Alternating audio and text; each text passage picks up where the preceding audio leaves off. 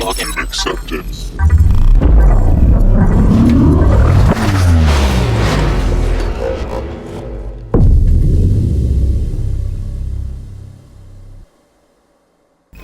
Well, on the consulting week, the last possible week right before tryouts.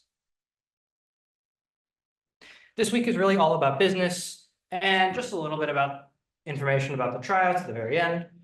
We'll be covering about first, why business in the field of consulting. Next, we'll be talking about professionalism and ethics, then how to communicate well with your client. And then again, finally, a little bit of information regarding the tryout itself. So first, why business? Well, business is a pen testing gig, or pen testing is a business gig. It's something you're paid to do in order to provide value to your client. Comparing pen testing to your average CTF like Hack the Box, Try Hack Me, and even some of the bootcamp stuff. CTFs are really good at giving you fundamental information on how to begin pen testing, gives you information about how to approach specific protocols or applications. It gives you information on how to perform these specific attacks and even the tools necessary to perform them. However, CTF style events don't really give you the whole picture.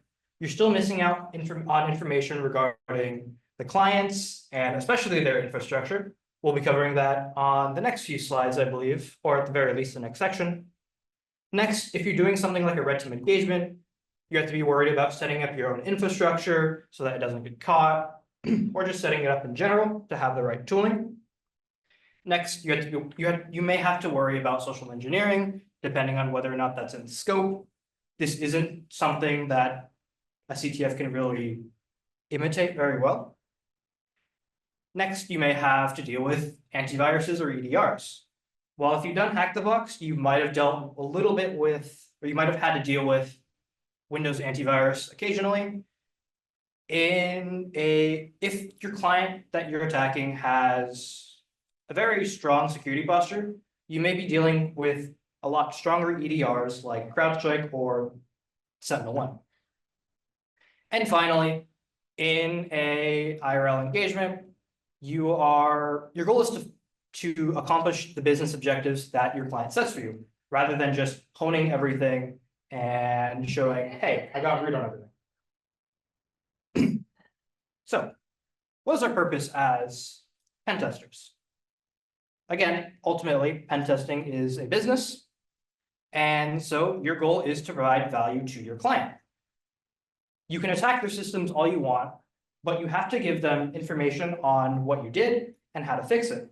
You can't just tell them just to patch their systems because, one, that doesn't give them the full story, and two, they're expecting a lot more from you than just that. Instead, what you can do is explain what you found, how to fix it, and potential other ways of fixing it. Again, we'll cover a lot of this during the later slides, but this is just a very quick and general overview. As I said before, you as the pen testing business need to provide value to your clients. The best way to do this is to, well, communicate well with your client. This happens both during the actual engagement itself and post-engagement. So during the actual engagement, you may be approached by their security team or other employees that work there who have questions regarding what you found, whether or not you can approach something in a different way, whether or not you can do something extra, etc. You have to be able to communicate with them to see, you have to be able to work with them to see what you can do to address their concerns. Next, you have to focus on the objective.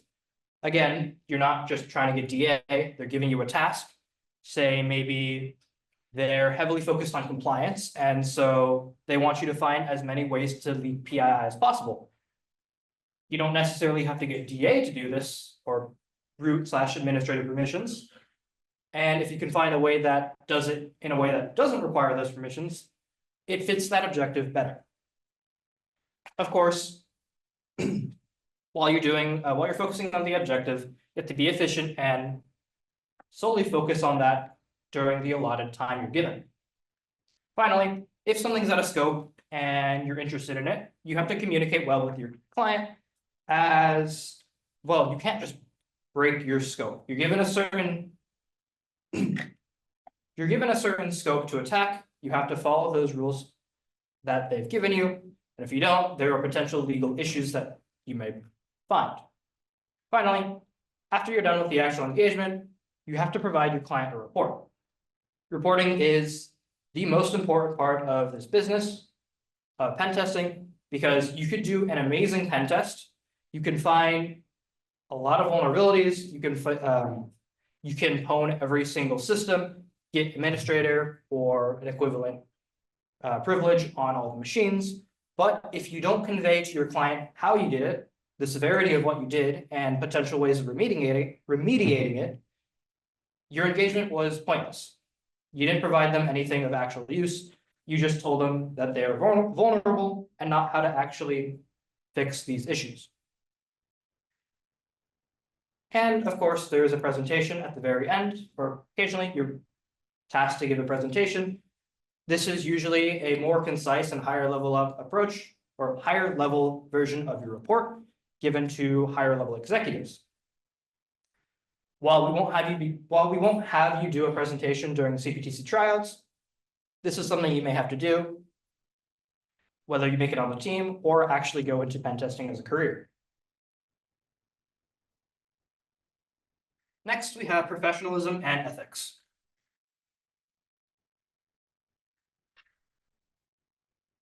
Again, pen testing is a business, so you have to consider a lot of things relating to your clients. First, obviously, you have to be able to understand your clients. You have to be considerate of their uptime, follow their objectives, and stay in the scope that they provide you. You have to deal with the costs as they're paying you to do this pen test, ethics, and other things like them having to keep super old technology, making stuff intentionally vulnerable, but they may be forced to due to some compliance concerns. So first, we have clients. Clients are probably the most important part of this section, because without your clients, you're not getting paid. Clients are your customers, so you have to make them feel like they're actually getting something out of this engagement. Your clients may be technical, they may be non-technical, but you have to be able to approach them in a way that makes them comfortable. If they're technical, say like their security team, yeah, say they are the security team trying to talk to you, asking you information or asking you questions regarding their environment, you have to be able to talk to them in a more technical manner. However, if you were instead approached by a C-level executive who may not be too familiar with their own environment, then you have to be able to talk to them in a non-technical manner just to make them feel comfortable. That kind of goes into the next bullet point, which is being able to explain non-technical stuff to, or being able to explain technical stuff to a non-technical audience. Again, you choose your words according to who you're talking to. And of course, you also have to be able to answer tough questions, and following that, learning how to say no in a respectful manner.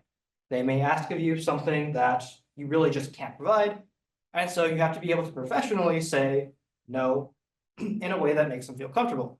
Because if they're not comfortable, they aren't going to feel happy about this engagement, and you might have just lost a customer. Examples of some of these tough questions could be stuff like, can you perform a pen test off hours? They may want this because they want to test out their alerts while their security team isn't there, to see how well their automated response is. They may not want you disrupting their workflow in case some of your tooling potentially, though ideally you don't let it do this, ruins their uptime. But on the flip side, if you were to perform a pen test off hours, you may lose out on certain things, like if your engagement requires social engineering, obviously, or social engineering in a way that requires contacting them, this isn't really feasible. If you're doing something that requires their interaction, say some sort of poisoning, like LLMNR poisoning, this requires their interaction. But another important thing is that if you're required to perform a pen test off hours, you're obviously working outside of your standard work hours. And it puts a lot of stress on not only you, but your entire pen testing team in general. Next, you have stuff like, can you remove this finding or something from the report? Say they don't want to look bad, they don't want their boss to see that, hey, they're really vulnerable to something that they really shouldn't be, or that they're going to fix this issue anyways. Ultimately, the report is meant to help them. And so them removing something only really hurts them. However, they may ask this anyways, and you're going to have to figure out how to deal with it. And finally, they may ask you how they compare to other companies.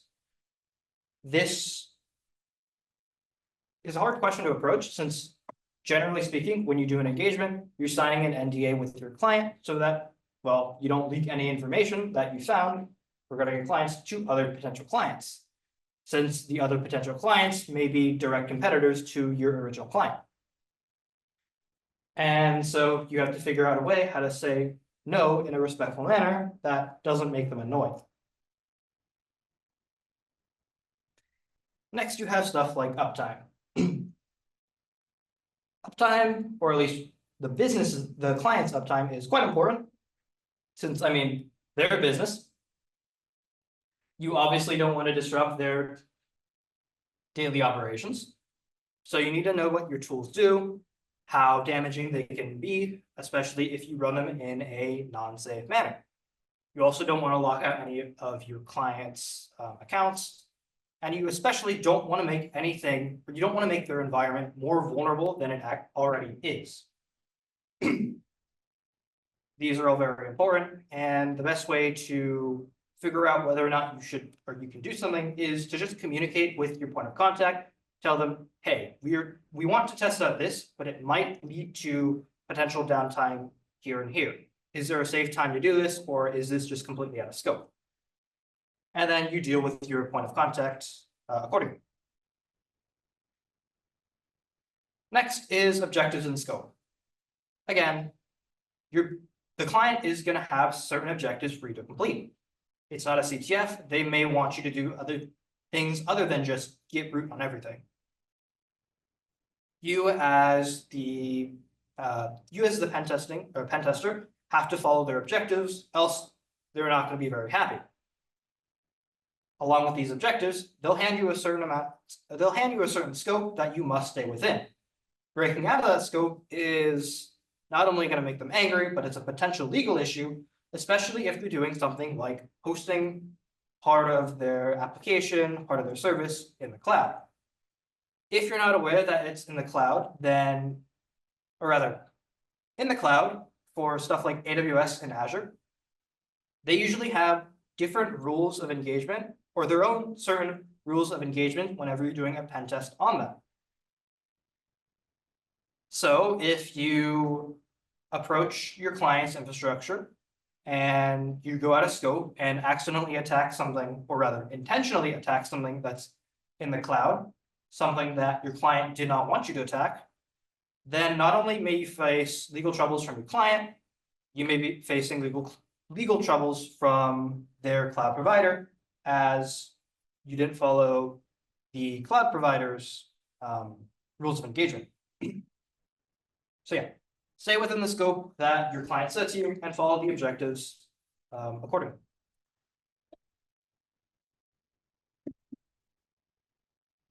Next is cost.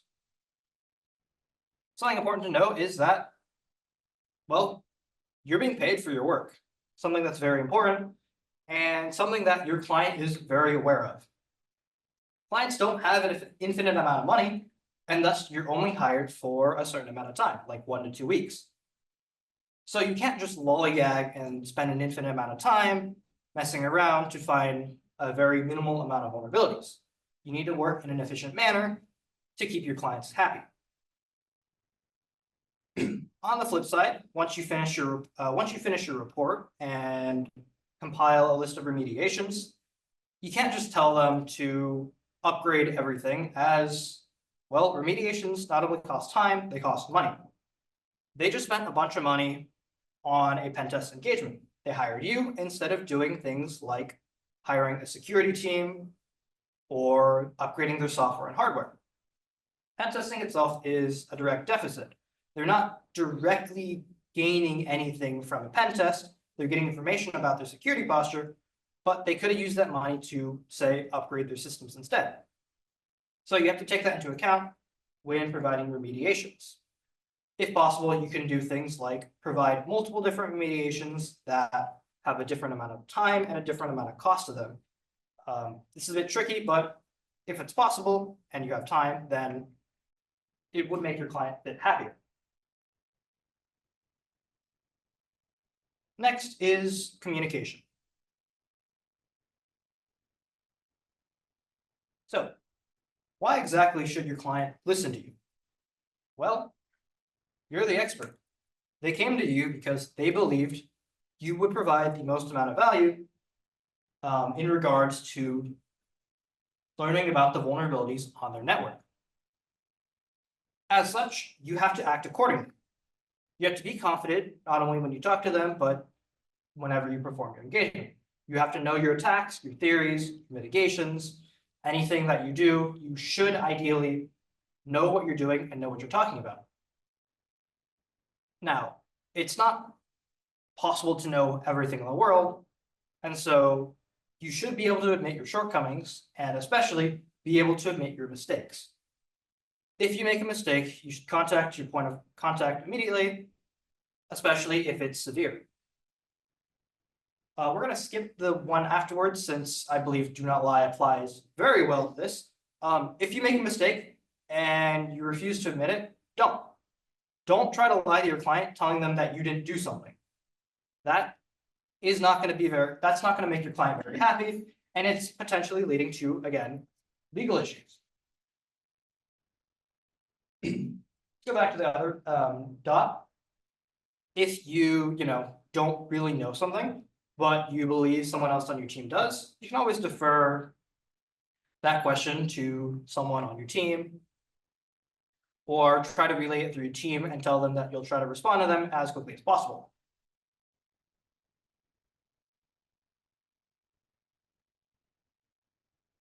Next, again, once you're done with your engagement, comes one of the most important parts of, well, probably the most important part of the pen test, the report.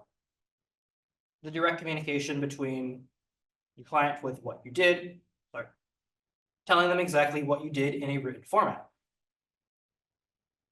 Again, without a report, you're not going to be paid. Reporting tells your client exactly what you did on their network and lets them know how to fix the issues that you found. Typically, reports have some sort of format that is like the following. Generally, you have an executive summary. This executive summary is a high-level overview of what you did, or rather what you found, their current security posture, potential fines that they may face due to having specific vulnerabilities, etc. It's more of a higher level overview because it's meant to go to it's meant to go to, as the name implies, an executive, someone with a higher level, someone who doesn't have as much technical knowledge as the security team, but still is interested in knowing how their company is doing. Next, you have something like the engagement summary. So a timeline of what you did over the past week or so that you were given. Detailing what you did. Next, methodologies, so that methodologies explain what you did and why you did it, how you approached their environment. It's all to let them know, it's to let the client know how you approached the system and why you approached it in the way you did. Next, strategic strengths, weaknesses, and recommendations for those weaknesses. Strategic strengths is quite important to have, since if you found a lot of vulnerabilities on their system, they're not going to have a very good time. They're not going to be happy that their client is, or that their network is this vulnerable. And so telling them what they did well is not only going to make them happy, since, hey, it's showing that something that they did is good, but it's also going to give them indicators of how they can, or it's going to give them, indicators of how it's going to have the, or sorry, it will, it'll give them indicators on how to improve their weaknesses as well.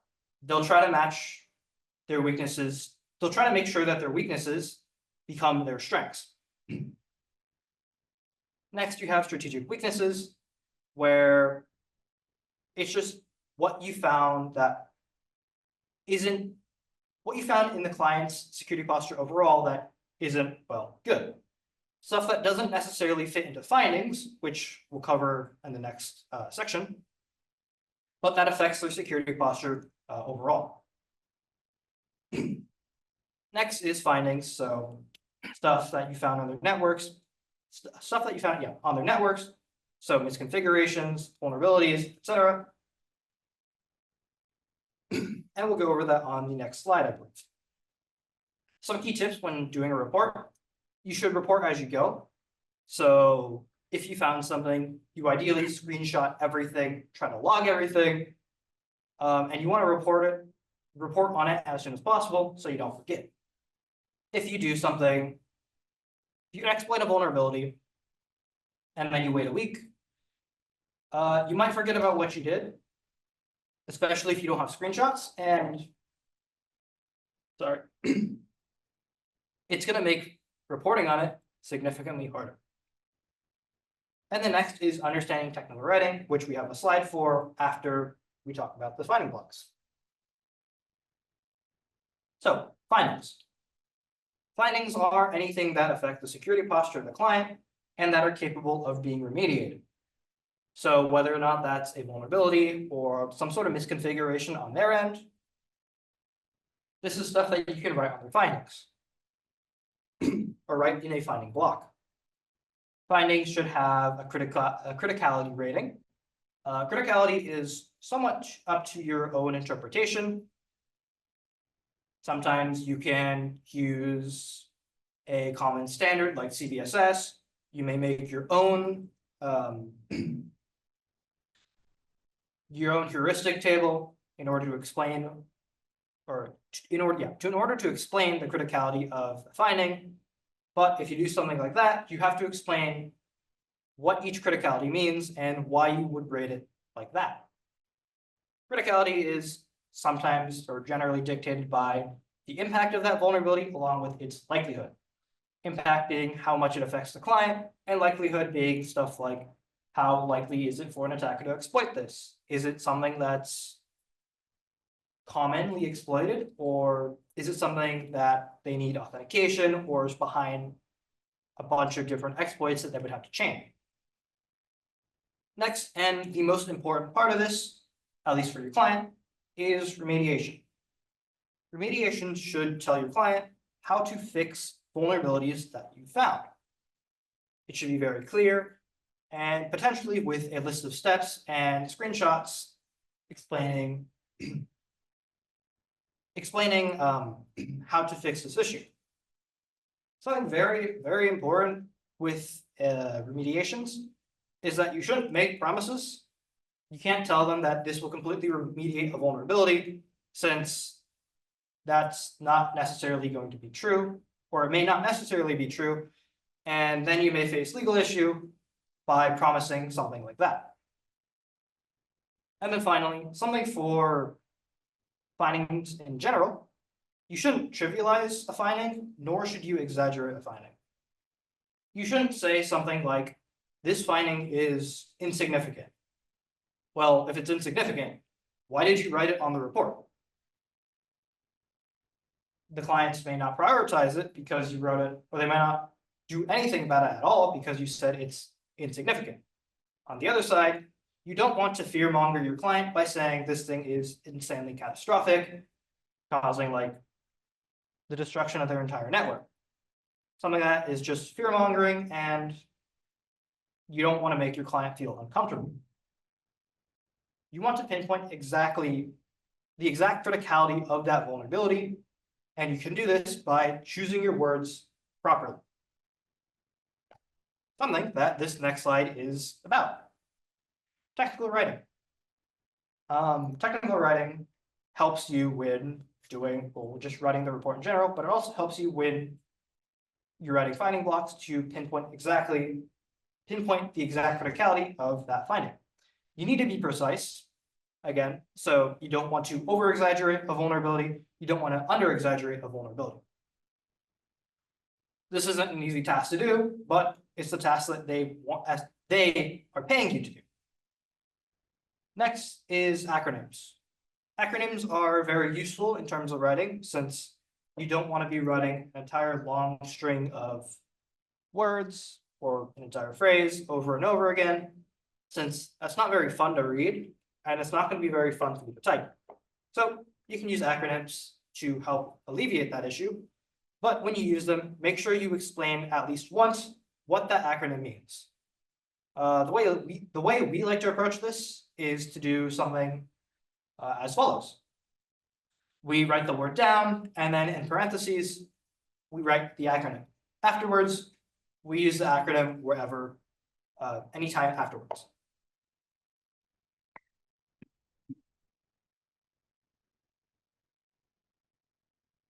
Next is terminology. So there are two parts of terminology. First is knowing that words all have different meanings. Exploit, vulnerability, finding, threat, all those mean different things, and you have to use them in a proper manner wherever it fits, wherever it most fits. Not using the correct word isn't. Using the correct word helps you be precise, and well, yeah, it just helps you be precise. Next is using more colloquial terms. Stuff like using hacked and pwned versus something like exploit. Using something like hacked/pwned, while we as pen testers are familiar with it, isn't necessarily something that they might, well, they'll probably understand something like hacked, but it's not very professional. And since you're giving this to your client, you want to be as professional as possible and thus use more proper terms like exploit. Next, you have active versus passive voice. Active voice would be something like, we performed a pen test and exploited this vulnerability. Meanwhile, passive voice would be something like the exploit was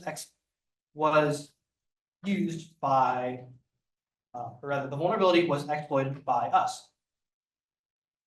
Generally speaking, active voice is much better for conveying flow, and thus you should stick to using active voice. And finally, layman's terms versus technical terms. Generally speaking, you want to be familiar with using both, as what terms you are using, what words you're using, depends on who you're talking to. If you're talking to a C-level or a high-level executive, you may want to stick to using some more layman-like terms. Meanwhile, if you're talking to a technical audience, using technical terms can help speed up conversation between you and them, since they shouldn't already know what that word means.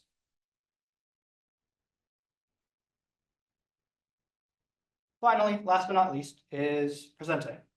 Again, we're not going to have you present during the boot camps, or rather the tryouts, but presenting is a very important part of the pen testing gig. So main things regarding the presentation, you want to have a proper greeting.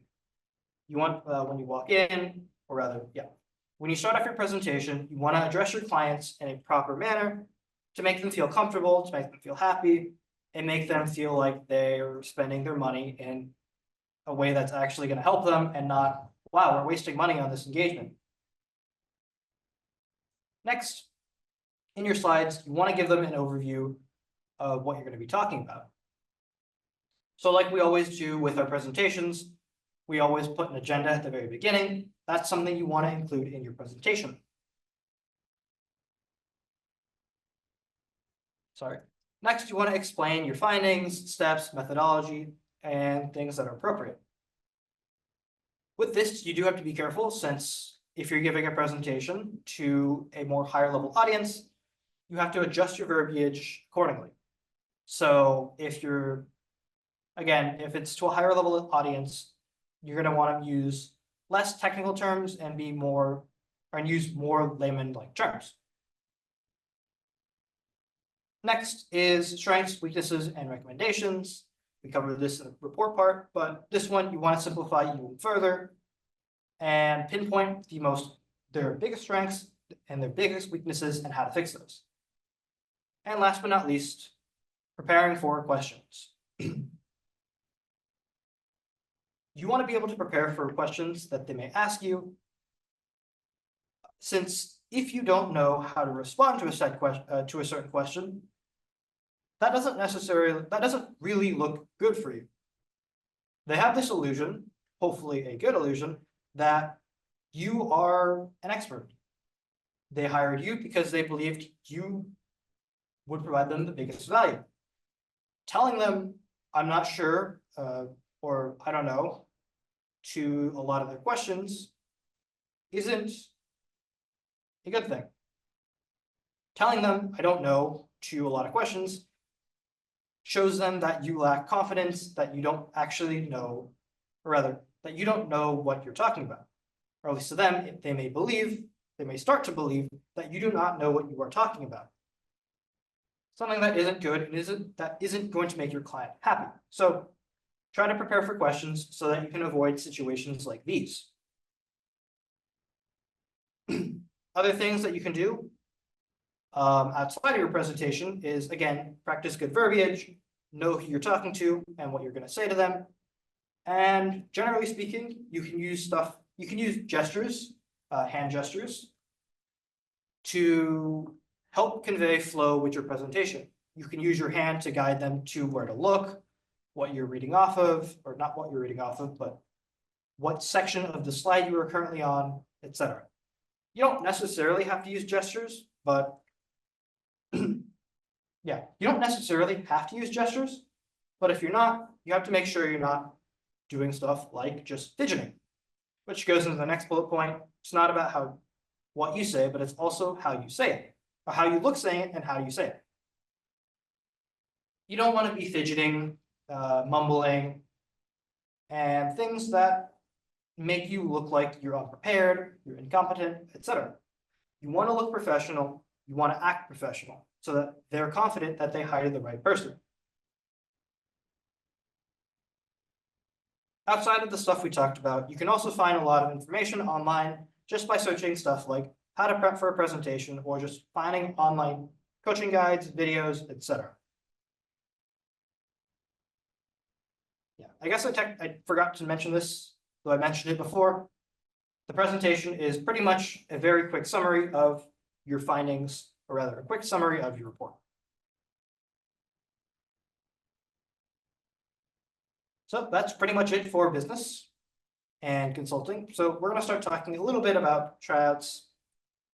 First, giving you your client and things regarding the tryout itself. So if you've been paying attention to a lot of the past machines, whether that be CPTC or CCDC, you may be familiar with a company known as Marine Monopolies.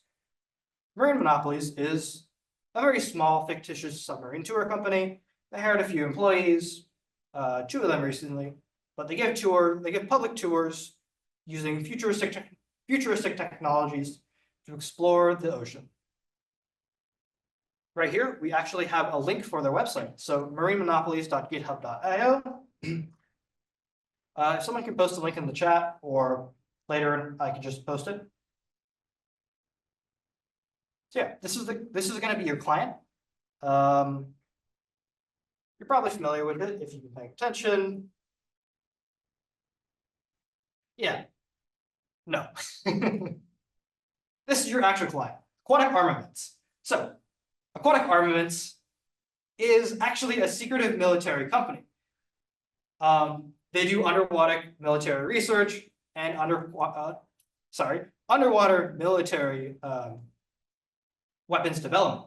This is the actual company that hired you. Marine monopolies is actually just a front for them so that they can get away with things like, having an underwater research lab, constantly bringing people from the surface down, and potential accidents that occur from their military testings. Regardless, you should still focus on marine monopolies first, as that will be your entry point into getting into the aquatic armaments network. You'll get more information regarding that when you get the actual briefing packet, which will happen a day before the actual engagement. So, some important information regarding tryouts. Again, you'll get more of this information in the packet itself, but tryouts will be on August 24th, starting from 10 a.m., going to the next day at 11:59 p.m. You have to submit your report by 11:59. We are not accepting late submissions. Briefings, there will be a briefing right before that on August 20th, again, the same day, August 24th at 9:30. Hopefully it doesn't last 30 minutes, but we'll go through that if necessary. Though we're not pushing back the start time unless something catastrophic happens. So in the worst case that the briefing, goes over that 10 a.m. time period, you can leave the call and start immediately. Again, you'll be receiving a trials packet the day before the day before trial, so August 23rd. Make sure you actually read that packet and prep for questions during the briefing. Not only will this packet have a lot of very important information regarding the trial itself, but if you have anything you're not very sure about, having questions prepared helps us not go over that 10 a.m. time period, and thus gives you more time to mentally prep and physically prep for that engagement. Submit your report before August 26th. So again, 11:59, or rather 12 o'clock a.m., August 26th is the cutoff. Ideally, you don't submit at 11:59. Try to submit before that. Next and very importantly, make sure you anonymize your report. So instead of putting your name down on the report saying, I found, Marshall found or exploited this vulnerability, don't do that. If we see your name on the report, we will not grade it. We are going to be grading this using Canvas's feature to hide student names. So if you give us indication of who you are by putting your name down, we're just not going to grade it, and you will not get any points on your trial. This is to help ensure that all report grading is fair, or rather is as fair as possible.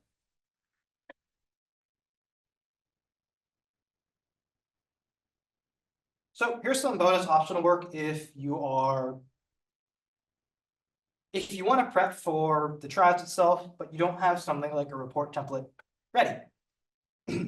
What you can do is you can create a report based on the previous vulns you found on the other labs, whether that be week 3 for web, week 4 for Linux, or week 5 for AD. We won't care about the pictures, the names, just write a report, assuming that all these machines are on the same network.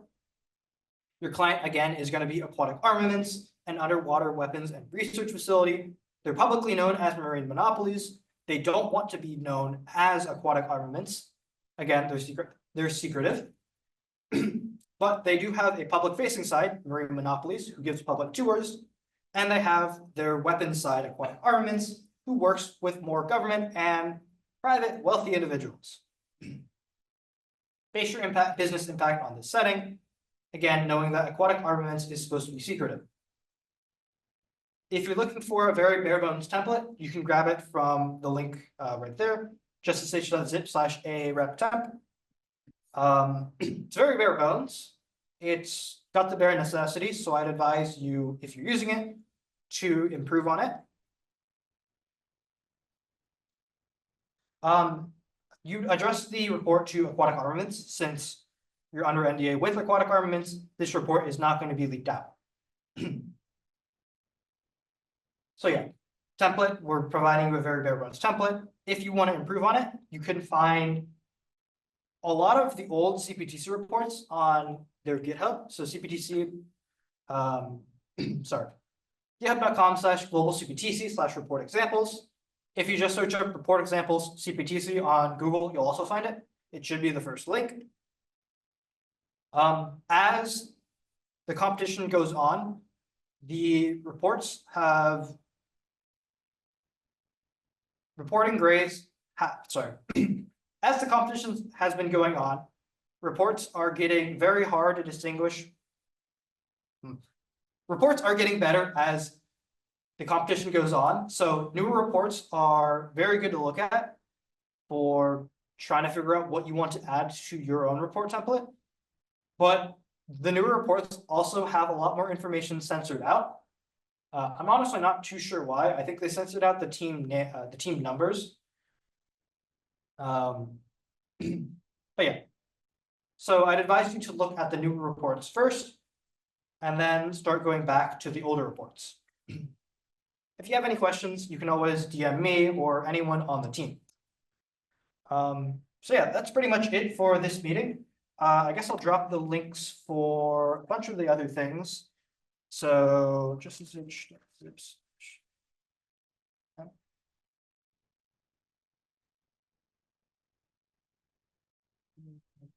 That one is for the report template.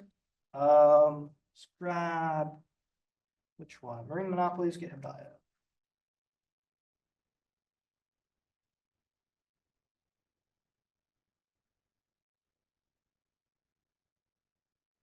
That one is for the Marine Monopolies website. This gives you some time to prep a bit of OSINT for, a bit of OSINT before the actual engagement itself, let you know who are the employees of Marine Monopolies and Aquatic Armaments. The employees are the same between both of them.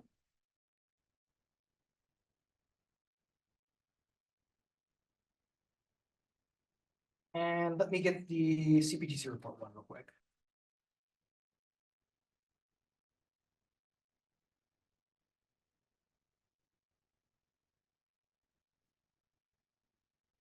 And that last one is the global CPTC report. That is the past CPTC report from globals from all the teams that made it to globals. So yeah. If you want feedback on this report, we'll open up the Canvas assignment for assignment 6, or I'll probably name it to something more appropriate. This isn't going to be given, or rather, you won't be given a grade for this. This isn't going to benefit your homework grade. However, it will give you feedback on the report template that you may use for triads itself. So I would highly recommend it if you don't have a template and you want information on how to improve on the template. Or if you write a template and you want information on how to improve on it. And for slides, I can get that real quick.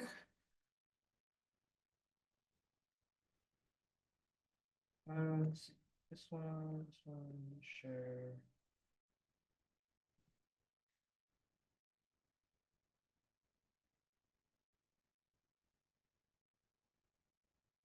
Where's chat?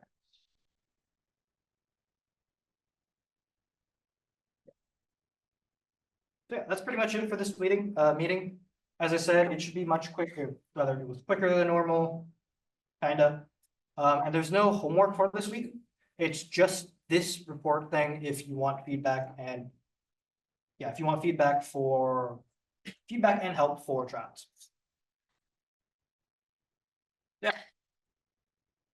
Thank you for coming to this meeting.